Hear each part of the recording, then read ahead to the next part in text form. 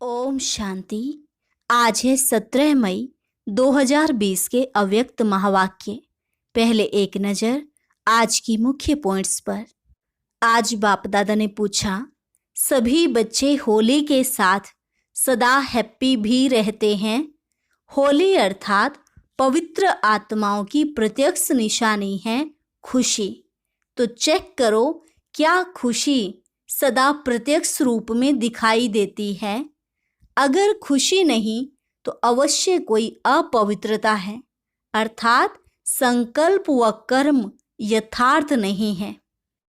आज बाप दादा देख रहे थे कि बच्चों ने पवित्रता कहाँ तक धारण की है। बाबा ने बताया, अपवित्रता सिर्फ 5 विकारों को नहीं कहा जाता, लेकिन तुम संपूर्ण देवात्मा बनने वालों के लिए अयथार्थ, व्यर्थ और साधारण संकल्प, बोल, कर्म भी संपूर्ण पवित्रता नहीं कहा जाएगा। जितना समर्थ और श्रेष्ठ संकल्प, बोल और कर्म होगा, उतना ही सदा खुशी की झलक, खुश नसीबी की फलक अनुभव होगी। तुम बच्चे खुशी की जीवन व्यतीत करने के लिए ही ब्राह्मण बने हो। पुरुषार्थ की मेहनत या किसी प्रकार की उलझन में रहने के लिए ब्राह्मण नहीं बने हो। फिर कहा, चेक करो, तुम्हारी खुशी किसी साधन के आधार पर, किसी हद की प्राप्ति के आधार पर, वो थोड़े समय की सफलता के आधार पर, मान्यता व नामाचार के आधार पर, या मन की हद की इच्छाओं के आधार पर तो नहीं है। इन आधारों पर खुशी रहती है तो यह वास्तविक खुशी नहीं है, अविनाशी खुशी नहीं है। आधार हिला तो खुशी भी हिल जाती। और लास्ट में बाबा ने कहा, खुशियों के सागर के बच्चे बने हो तो हर संकल्प, हर सेकंड खुशी की लहरों में लहराने वाले हो, सदा खुशियों के भंडार हो। इसको कहा जाता है होली और हैप्पी हंस। अब सुनते हैं महावाक्यों को विस्तार से। मुरली का सार। ब्राह्मण जीवन सदा बेहद की खुशियों का जीवन। ब्राह्मण जीवन सदा बेहद की खुशियों का जीवन। आज बाप दादा अपने होली और हैप्पी हंसों की सभा देख रहे हैं। सभी होली के साथ हैप्पी भी सदा रहते हैं। होली अर्थात पवित्रता की प्रत्यक्ष निशानी, हैप्पी अर्थात खुशी सदा प्रत्यक्ष रूप में दिखाई देगी।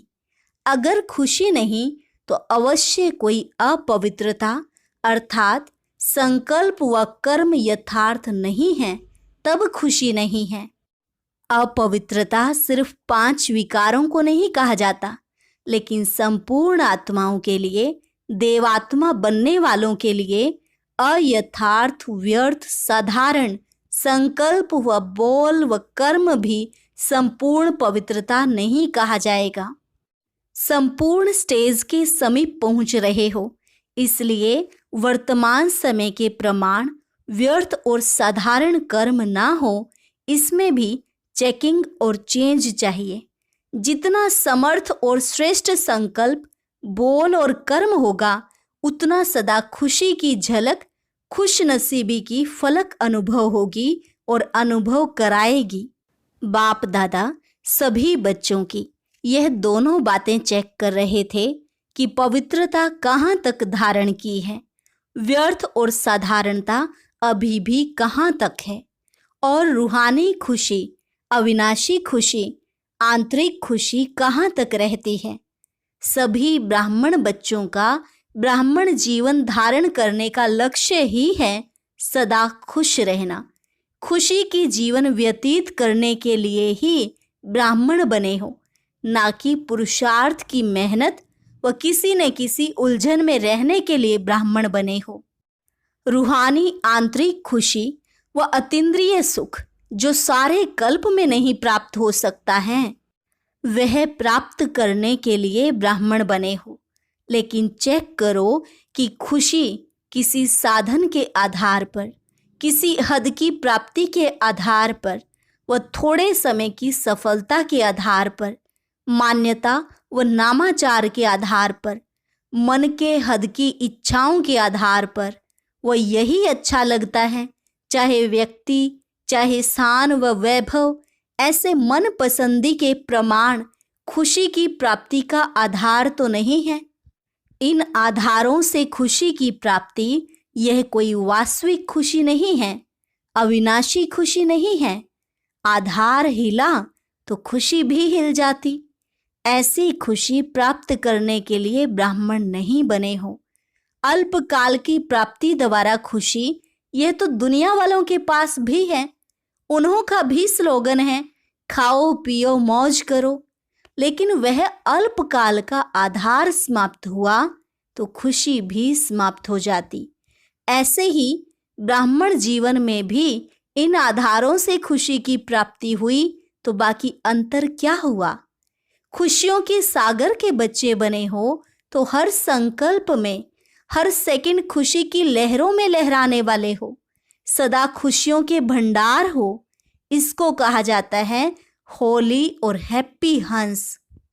बाप दादा देख रहे थे कि जो लक्ष्य है बिना कोई हद के आधार के सदा आंतरिक खुशी में रहने का, उस लक्ष्य से बदल और हद की प्राप्तियों की छोटी छोटी गलियों में फंस जाने के कारण कई बच्चे लक्ष्य अर्थात मंजिल से दूर हो जाते हैं।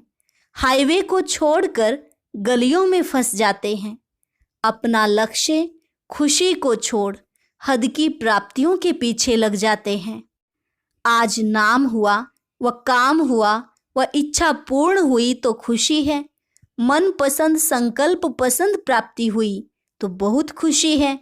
थोड़ी भी कमी हुई तो लक्ष्य वहां ही रह जाता, लक्ष्य हद के बन जाते। इसलिए बेहद की अविनाशी खुशी से किनारा हो जाता है। तो बाप दादा बच्चों से पूछते हैं कि क्या ब्राह्मण इसलिए बने हो? इसलिए यह रूहानी जीवन अपनाई है? यह तो साधारण जीवन है, इसको श्रेष्ठ जीवन नहीं कहा जाता। कोई भी कर्म करो, चाहे कितनी भी बड़ी सेवा का काम हो, लेकिन जो सेवा आंतरिक खुशी, रूहानी मौज, बेहद की प्राप्ति से नीचे ले आती है, अर्थात हद में ले आती है। आज मौज कल मौज, आज खुशी कल व्यर्थ उलझन में डालती है, खुशी से वंचित कर देती है। ऐसी सेवा को छोड़ दो, लेकिन खुशी को नहीं छोड़ो। सच्ची सेवा सदा बेहद की स्थिति का, बेहद की खुशी का अनुभव कराती है। अगर ऐसी अनुभूति नहीं है तो वह मिक्स सेवा है, सच्ची सेवा नहीं है। यह लक्ष्य सदैव रखो कि सेवा द्वारा स्व उन्नति, स्व प्राप्ति, संतुष्टता और महानता की अनुभूति हुई। जहाँ संतुष्टता की महानता होगी वहाँ अविनाशी प्राप्ति की अनुभूति होगी। सेवा अर्थात फूलों के बगीचे को हरा भरा करना। सेवा अर्थात फूलों के बगीचे का अनुभव करना, ना कि कांटों के जंगल में फंसना। उलझन, अप्राप्ति, मन की मौज, अभी अभी मौज, अभी अभी मौज, यह है कांटे। इन कांटों से किनारा करना अर्थात बेहद की खुशी का अनुभव करना है। कुछ भी हो जाए, हद की प्राप्ति का त्याग भी करना पड़े, कई बातों को छोड़ना भी पड़े, बातों को छोड़ो लेकिन खुशी को नहीं छोड़ो। जिसके लिए आए हो उस लक्ष्य से किनारे ना हो जाओ। यह सूक्ष्म चेकिंग करो। खुश तो हैं, लेकिन अल्पकाल की प्राप्ति के आधार से खुश रहना, इसी को ही खुशी तो नहीं समझते। कहाँ साइड सीन को ही मंजिल तो नहीं समझ रहे हो, क्योंकि साइड सीन भी आकर्षण करने वाले होते हैं, लेकिन मंजिल को पाना अर्थात बेहद के राज्य के अधिकारी बनना। मंजिल से किनारा करने वाले विश्व के राज्य अधिकारी नहीं बन सकते, रॉयल फैमिली में भी नहीं आ सकते। इसलिए लक्ष्य को, मंजिल को सदा स्मृति में रखो। अपने से पूछो, चलते चलते कहाँ कोई हद की गली में तो नहीं पहुंच रहे हैं? अल्पकाल की प्राप्ति की खुशी सदा काल की खुश नसीबी से किनारा तो नहीं करा रही है। थोड़े में खुश होने वाले नहीं हो, अपने आप को खुश तो नहीं कर रहे हो। जैसी हूं वैसी हूं, ठीक हूं, खुश हूं। अविनाशी खुशी की निशानी है उनको औरों से भी सदा खुशी की दुआएं अवश्य प्राप्त होंगी। बाप दादा और निमित्त बड़ों के स्नेह की दुआएं अंदर अलौकिक आत्मिक खुशी के सागर में लहराने का अनुभव कराएंगी। अलबेलेपन में यह नहीं सोचना मैं तो ठीक हूं लेकिन दूसरे मेरे को नहीं जानते। क्या सूर्य की रोशनी छिप सकती है? सत्यता की खुशबू कभी मिट नहीं सकती, छिप नहीं सकती। इसलिए धोखा कभी नहीं खाना। यही पाठ पक्का करना, पहले अपनी बेहद की अविनाशी खुशी, फिर दूसरी बातें। बेहद की खुशी सेवा की व सर्व के स्नेह की, सर्व द्वारा अविनाशी सम्मान प्राप्त होने की खुश नसीबी अर्थात श्रेष्ठ भाग्य स्वतः ही अनुभूति कराएगी। जो सदा खुश हैं वह खुश नसीब हैं। बिना मेहनत, बिना इच्छा अथवा बिना कहने के सर्व प्राप्ति सहज होंगी। यह पाठ पक्का किया। बाप दादा देखते हैं आए किस लिए हैं, जाना कहाँ है और जा कहाँ रहे हैं। हद को छोड़ फिर भी हद में ही जाना तो बेहद का अनुभव कब करेंगे। बाप दादा को भी बच्चों पर स्नेह होता है। रहम तो नहीं कहेंगे क्योंकि भिखारी थोड़े ही हो, दाता विधाता के बच्चे हो। दुखियों पर रहम किया जाता है। आप तो सुख स्वरूप सुखदाता के बच्चे हो। अब समझा क्या करना है। बाप दादा इस वर्ष के लिए बार बार भिन्न भिन्न बातों में अटेंशन दिला रहे हैं। इस वर्ष विशेष स्व पर अटेंशन रखने का समय दिया जा रहा है। दुनिया वाले तो सिर्फ कहते हैं कि खाओ पियो मौज करो, लेकिन बाप दादा कहते हैं खाओ और खिलाओ, मौज में रहो और मौज में लाओ। अच्छा, सदा अविनाशी बेहद की खुशी में रहने वाले, हर कर्म में खुश नसीब अनुभव करने वाले, सदा सर्व को खुशी का खजाना बांटने वाले, सदा खुशी की खुशबू फैलाने वाले, सदा खुशी के उमंग उत्साह की लहरों में लहराने वाले, ऐसे सदा खुशी की झलक और फलक में रहने वाले, श्रेष्ठ लक्ष्य को प्राप्त करने वाले श्रेष्ठ आत्माओं को बाप दादा का सदा होली और हैप्पी रहने की याद प्यार और नमस्ते। रूहानी बच्चों की रूहानी बाप दादा को नमस्ते नमस्ते, गुड मॉर्निंग। पार्टियों से अव्यक्त बाप दादा की मुलाकात। बाबा ने कहा, प्रवृत्ति में रहते सदा न्यारे और बाप के प्यारे होना। कभी भी प्रवृत्ति से लगाव तो नहीं लग जाता। अगर कहाँ भी किसी से अटैचमेंट है तो वह सदा के लिए अपने जीवन का विघ्न बन जाता है। इसलिए सदा निर्विघ्न बन आगे बढ़ते चलो। कल्प पहले मिसल अंगद बन अचल अडोल रहो। अंगद की विशेषता क्या दिखाई है? ऐसा निश्चय बुद्धि जो पांव भी कोई हिला न सके। माया निश्चय रूपी पांव को हिलाने के लिए भिन्न भिन्न प्रकार से आती है, लेकिन माया हिल जाए आपका निश्चय रूपी पांव ना हिले। माया स्वयं सरेंडर होती है, आप तो सरेंडर नहीं होंगे ना। बाप के आगे सरेंडर होना, माया के आगे नहीं। ऐसे निश्चय बुद्धि सदा निश्चिंत रहते हैं। अगर जरा भी कोई चिंता है तो निश्चय की कमी है। कभी किसी बात की थोड़ी सी भी चिंता हो जाती है, उसका कारण क्या होता? जरूर किसी न किसी बात के निश्चय में कमी है। चाहे ड्रामा में निश्चय की कमी हो, चाहे अपने आप में निश्चय की कमी हो, चाहे बाप में निश्चय की कमी हो। तीनों ही प्रकार के निश्चय में जरा भी कमी है तो निश्चिंत नहीं रह सकते। सबसे बड़ी बीमारी है चिंता। चिंता के बीमारी की दवाई डॉक्टर्स के पास भी नहीं है।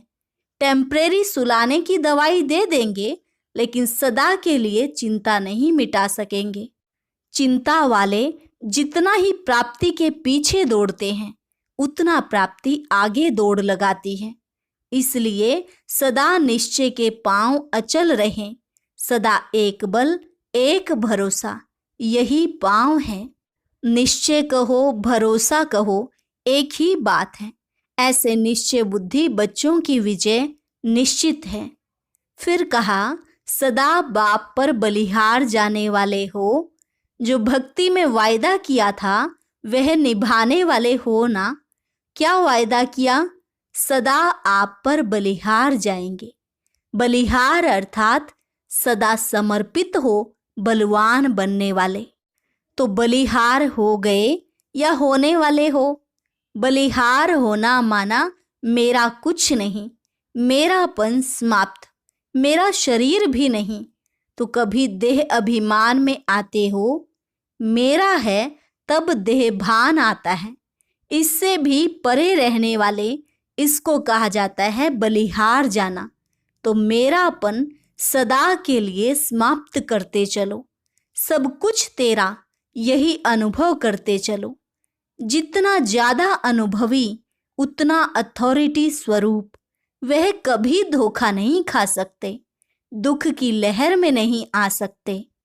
तो सदा अनुभव की कहानियां सबको सुनाते रहो। अनुभवी आत्मा थोड़े समय में सफलता ज्यादा प्राप्त करती है। अच्छा, विदाई के समय 14 जनवरी मकर संक्रांति की याद प्यार। बाबा कहते, आज के दिन के महत्व को सदा खाने और खिलाने का महत्व बना दिया है। कुछ खाते हैं, कुछ खिलाते हैं। वह तिल दान करते हैं या खाते हैं। तिल अर्थात बहुत छोटी सी बिंदी। कोई भी बात होती है, छोटी सी होती है तो कहते हैं यह तिल के समान है, और बड़ी होती है तो पहाड़ के समान कहा जाता है। तो पहाड़ और तिल बहुत फर्क हो जाता है ना। तो तिल का महत्व इसलिए है क्योंकि अति सूक्ष्म बिंदी बनते हो। जब बिंदी रूप बनते हो तभी उड़ती कला के पतंग बनते हो। तो तिल का भी महत्व है, और तिल सदा मिठास से संगठन रूप में लाते हैं। ऐसे ही तिल नहीं खाते हैं। मधुरता अर्थात स्नेह से संगठित रूप में लाने की निशानी है। जैसे तिल में मीठा पड़ता है तो अच्छा लगता है, ऐसे ही तिल खाओ तो कड़वा लगेगा, लेकिन मीठा मिल जाता है तो बहुत अच्छा लगेगा। तो आप आत्माएं भी जब मधुरता के साथ संबंध में आ जाती हो, स्नेह में आ जाती हो, तो श्रेष्ठ बन जाती हो। तो यह संगठित मधुरता का यादगार है, इसकी भी निशानी है। तो सदा स्वयं को मधुरता के आधार से संगठन की शक्ति में लाना, बिंदी रूप बनना और पतंग बन उड़ती कला में उड़ना, यह है आज के दिन का महत्व। तो मनाना अर्थात बनना। तो आप बने हो और वह सिर्फ थोड़े समय के लिए मनाते हैं। इसमें दान देना अर्थात जो भी कुछ कमजोरी हो उसको दान में दे दो। छोटी सी बात समझकर दे दो, तिल समान समझकर दे दो। बड़ी बात नहीं समझो, छोड़ना पड़ेगा, देना पड़ेगा, नहीं। तिल के समान छोटी सी बात दान देना। खुशी खुशी छोटी सी बात समझकर खुशी से दे दो। यह है दान का महत्व। समझा? सदा स्नेही बनना, सदा संगठित रूप में चलना और सदा बड़ी बात को छोटा समझ समाप्त करना, आग में जला देना, यह है महत्व। तो मना लिया ना, दृढ़ संकल्प की आग जला दी। आग जलाते हैं ना इस दिन, तो संस्कार परिवर्तन दिवस वह संक्रांति कहते हैं, आप संस्कार परिवर्तन कहेंगे। अच्छा, सभी को स्नेह और संगठन की शक्ति में सदा सफल रहने की याद प्यार और गुड मॉर्निंग। वरदान, सदा भगवान और भाग्य की स्मृति में रहने वाले सर्वश्रेष्ठ भाग्यवान भव। सदा भगवान और भाग्य की स्मृति में रहने वाले सर्वश्रेष्ठ भाग्यवान भव। संगम युग पर चैतन्य स्वरूप में भगवान बच्चों की सेवा कर रहे हैं। भक्ति मार्ग में सब भगवान की सेवा करते, लेकिन यहाँ चैतन्य ठाकुरों की सेवा स्वयं भगवान करते हैं। अमृत वेले उठाते हैं, भोग लगाते हैं, सुलाते हैं। रिकार्ड पर सोने और रिगार्ड पर उठने वाले ऐसे लाडले व सर्वश्रेष्ठ भाग्यवान हम ब्राह्मण हैं। इसी भाग्य की खुशी में सदा झूलते रहो। सिर्फ बाप के लाडले बनो, माया के नहीं। जो माया के लाडले बनते हैं वह बहुत लाडकोड करते हैं। स्लोगन: अपने हर्षित मुख चेहरे से सर्व प्राप्तियों की अनुभूति कराना सच्ची सेवा है। अपने हर्षित मुख चेहरे से सर्व प्राप्तियों की अनुभूति कराना यही सच्ची सेवा है। और आज सूचना भी है, आज अंतर्राष्ट्रीय योग दिवस तीसरा रविवार है। सायं 6:30 से 7:30 बजे तक सभी भाई बहनें संगठित रूप में एकत्रित हो प्रभु प्यार में समाने का अनुभव करें। सदा इसी स्वमान में बैठें कि मैं आत्मा सर्व प्राप्तियों से संपन्न सर्वश्रेष्ठ भाग्यवान आत्मा हूँ। प्यार के सागर बाप के प्यार की किरणें निकलकर मुझ आत्मा में समाती जा रही हैं। वही प्यार के वाइब्रेशन चारों ओर वातावरण में फैल रहे हैं। अच्छा,